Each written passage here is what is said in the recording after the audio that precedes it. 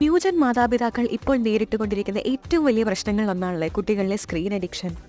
ഇന്നത്തെ തിരക്ക് പിടിച്ച ജീവിത സാഹചര്യങ്ങളിൽ കുട്ടികളെ നിയന്ത്രിച്ചു നിർത്താൻ അച്ഛനമ്മമാർ ഉപയോഗിക്കുന്ന ഒരു എളുപ്പമാർഗമാണ് ഫോൺ, TV അല്ലെങ്കിൽ കമ്പ്യൂട്ടർ.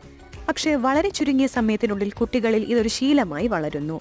ഒരു നിശ്ചിത സമയപരിധിക്കുള്ളിൽ നിന്നുകൊണ്ട് ഇത്തരം വിനോദോപാധികൾ ഉപയോഗിക്കാൻ പറ്റാതെ വരിക, ഓഫ് ചെയ്യാൻ ആവശ്യപ്പെടുമ്പോൾ വൈകാരികമായി പ്രതികരിക്കുക, കുടുംബാംഗങ്ങളിൽ നിന്നും അകലുക, ആൻസൈറ്റി, ഡിപ്രഷൻ മുതലായവ സ്ക്രീൻ അഡിക്ഷന്റെ ലക്ഷണങ്ങളാണ്.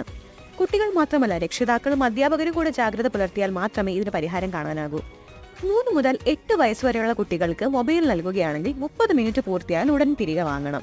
മുതിർന്നവർ ഉപയോഗിക്കുന്ന മൊബൈലും മറ്റ് ഡിജിറ്റൽ ഉപകരണങ്ങളും അലക്ഷ്യമായി കുട്ടികൾക്ക് എടുക്കാൻ കഴിയുന്ന രീതിയിൽ വെക്കരുത്.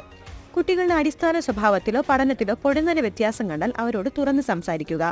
മൊബൈൽ ഉപയോഗത്തിന് പകരം കായിക വ്യായാമങ്ങൾ, സുഹൃത്തുക്കളോടൊത്തുള്ള കൂട്ടായ്മകൾ, സാമൂഹിക പ്രവർത്തനങ്ങൾ എന്നിവ പ്രോത്സാഹിപ്പിക്കുക.